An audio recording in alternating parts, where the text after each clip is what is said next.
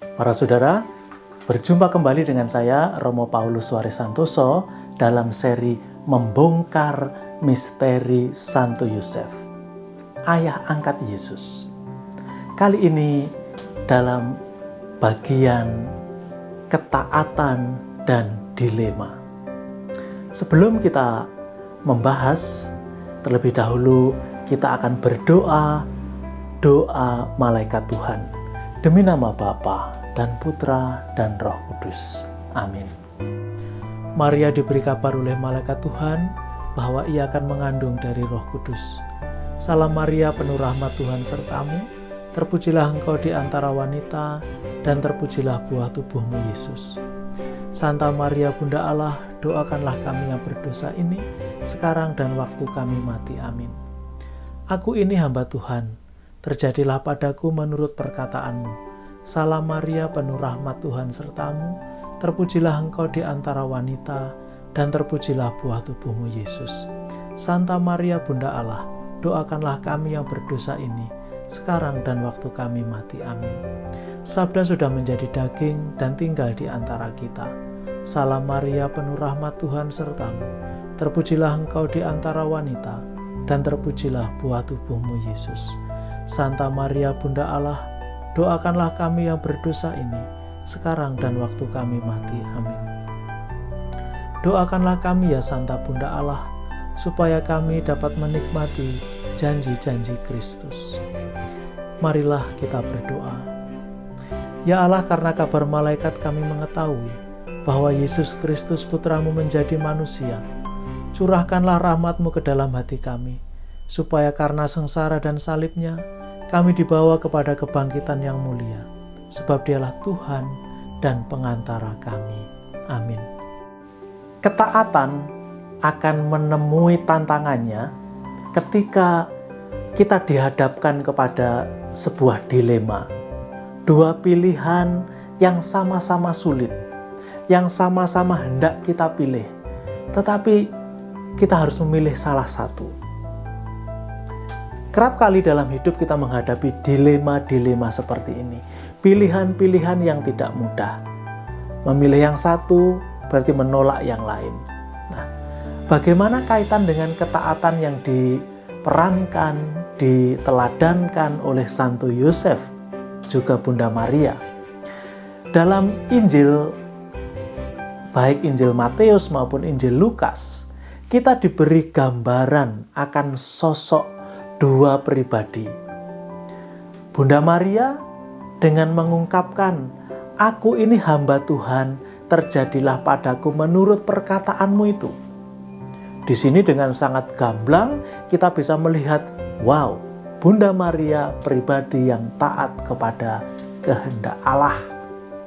Santo Yosef di tempat yang lain diceritakan bahwa dia melakukan apa yang dikatakan malaikat kepadanya. Dengan melakukan apa yang diminta oleh malaikat, di sini pun menunjukkan bahwa Santo Yosef adalah pribadi yang taat. Di mana persoalannya sekarang? Persoalannya jelas. Situasinya tidak semudah yang mereka bayangkan. Tapi sebelum melihat persoalan ini, kita lihat dulu. Pada saat itu, ketika zaman Yosef, orang-orang Yahudi pada umumnya, ketaatan mereka adalah ketaatan kepada hukum Tuhan. Dan itu adalah sebuah perjanjian dari Allah dengan manusia yang diwakili oleh Abraham. Dalam kitab Kejadian, bab 17 ayat 9 dan 10, kita diminta untuk menjalankan kehendak Tuhan. Teksnya seperti ini. Dari pihakmu, engkau harus memegang perjanjianku, engkau dan keturunanmu turun-temurun. Inilah perjanjianku yang harus kamu pegang, perjanjian antara aku dan kamu serta keturunanmu. Jadi para saudara yang terkasih, memegang hukum Tuhan itu adalah sebuah kewajiban bagi semua orang Israel. Karena sudah diikat dalam perjanjian antara Allah dengan Abraham. Dan disinilah problemnya muncul nanti ya, para saudara. Kita lihat, ketika Santo Yosef berusaha menjalankan hukum, bukan hanya secara formal legal, di pihak yang lain dia menjumpai istrinya. Jadi istri tahap pertama kita sudah melihat kemarin ya, ketika membahas keluarga, bahwa orang Yahudi itu ada 2 tahap pernikahan. Tahap pertama ketika masing-masing masih tinggal di rumah orang tuanya. Toh sudah sebut suami istri. Nah, pada saat inilah dia menjumpai Maria itu sudah mengandung, sudah hamil. Nah, ini kan tidak bisa diterima dalam arti tertentu. Karena apa? Mereka belum bersama. Dan itu ada hukumnya. Inilah dilema yang dialami oleh Yosef. Dia pribadi yang ingin setia kepada kehendak Tuhan. Pribadi yang mau menjalankan kehendak Tuhan dengan tulus. Dia juga pribadi yang sangat menghormati sesamanya, menghormati pasangannya, mencintai setulus hati. Dalam kitab Ulangan bab 22 ayat 23 dikatakan begini. Apabila ada seorang gadis yang masih perawan dan yang sudah bertunangan, jika seorang laki-laki bertemu dengan dia di kota dan tidur dengan dia, maka haruslah mereka keduanya kamu bawa keluar pintu gerbang kota dan kamu lempari dengan batu sehingga mati. Gadis itu karena walaupun di kota ia tidak berteriak-teriak, dan laki-laki itu karena ia telah memperkosa istri sesamanya manusia. Demikianlah harus kau hapuskan yang jahat itu dari tengah-tengahmu. Jadi hukumnya Maria harus dilempari dengan batu sampai mati. Karena dia sudah hamil padahal belum bersama-sama dengan Yosef. Dia tunangannya Yosef, tapi sudah hamil. Dengan siapa? Nah, hukumnya demikian. Maka dalam kebimbangan, karena Yosef menghargai, menghormati, mencintai Maria, tapi juga ingin menjalankan hukum, maka Injil menceritakan bahwa dia ingin menceraikan diam-diam, agar tidak mempermalukan dan tidak menjadi hukuman mati bagi Maria. Ketika Yosef menimbang-nimbang rencana itu dalam kebimbangan, dalam situasi yang sulit, malaikat datang kepadanya, meminta dia mengambil Maria sebagai istrinya ke rumahnya. Maka mereka terbebas dari hukuman yang lain.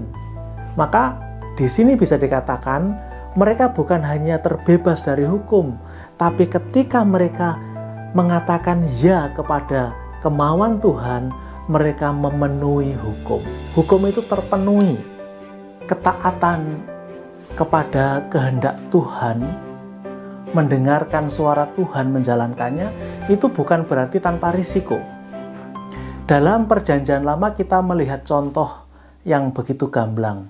Dalam kitab Makabe, ibu Makabe dan anak-anaknya harus menghadapi kemartiran, dibunuh karena mereka taat kepada kehendak Tuhan.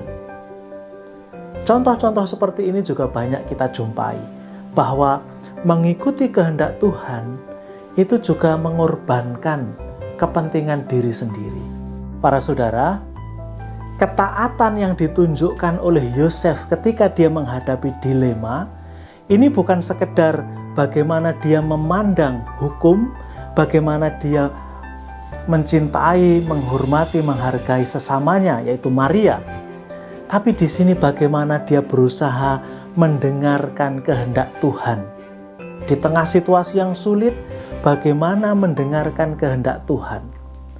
Kata taat, ketaatan, di situ ada unsur mendengar.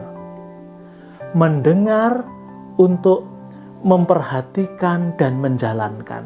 Mendengar, mendengarkan, dan melakukan. Nah, disinilah ketaatan yang diperankan, ditunjukkan, diteladankan oleh Yosef. Dia mendengarkan kehendak Tuhan di tengah situasi yang sulit dan menjalankan. Hidup Yosef berubah. Karena ketaatannya, dia mengalami banyak hal yang susah. Bukan hanya kemudahan-kemudahan, tapi juga banyak hal yang susah. Tapi dia jalani dengan sepenuh hati karena dia mendengarkan kehendak Tuhan itu. Tadi kita melihat contoh ibu Makabe dan anak-anaknya. Karena mau mendengarkan taat kepada Tuhan, mereka pun rela mati.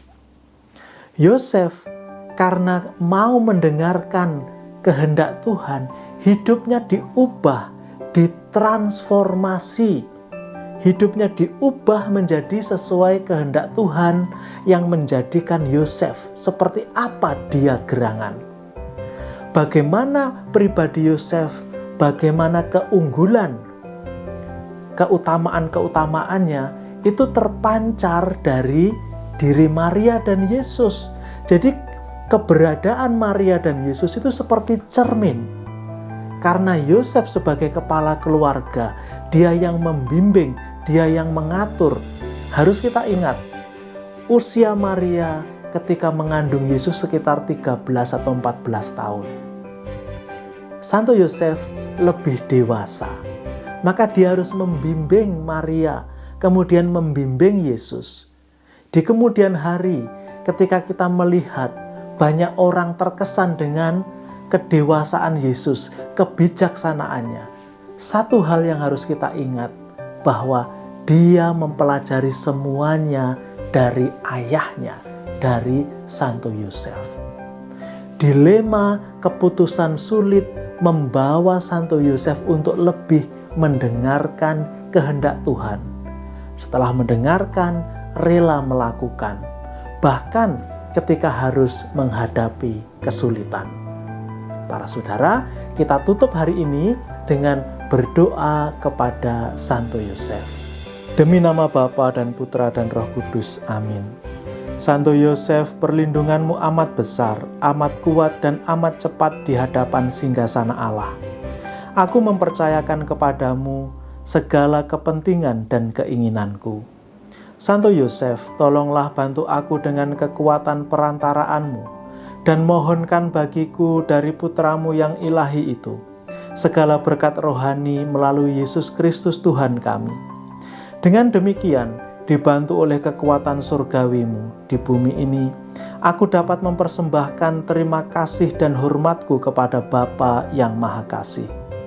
Ya Santo Yosef, aku tak pernah jemu memandangmu dan memandang Yesus yang tertidur dalam pelukanmu.